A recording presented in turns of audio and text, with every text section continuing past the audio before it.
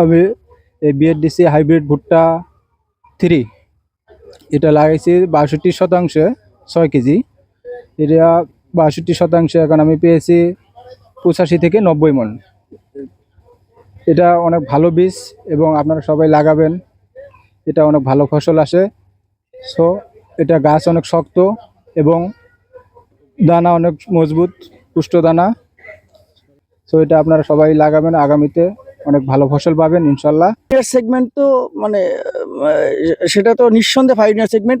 এটা ফলন অন্য অন্য পাইনিয়ারের চাইতে অনেক বেশি, কারণ আমরা এবার মাঠ দিবস করে দেখিয়েছি যে বিঘে 33 শতাংশে আমরা 62 কেজি পেয়েছি, অথচ অন্য অন্য ভ্যারাইটিগুলো 50 মণ 62 মণ পেয়েছি, আর অন্য অন্য ভ্যারাইটিগুলি তার কিন্তু 50 মণ হয়। এই 50 মণে কৃষকরা মানে খুশি হয়, কিন্তু এর পাশাপাশি এর আরও কিছু দিক আছে, যেমন এইগুলা মানে রোগ প্রতিরোধী ক্ষমতা সম্পন্ন এবং প্রতিকূল আবহাওয়া হইতে পারে। আর এটার এই গাছটা হেলেও যায় না, যত ঝড় বৃষ্টি হোক সে দাঁড়িয়ে থাকে, যার কারণে ফলন অনেক বেশি হয় এবং কৃষকরা এটা বিক্রি করে অনেক লাভবান হয়।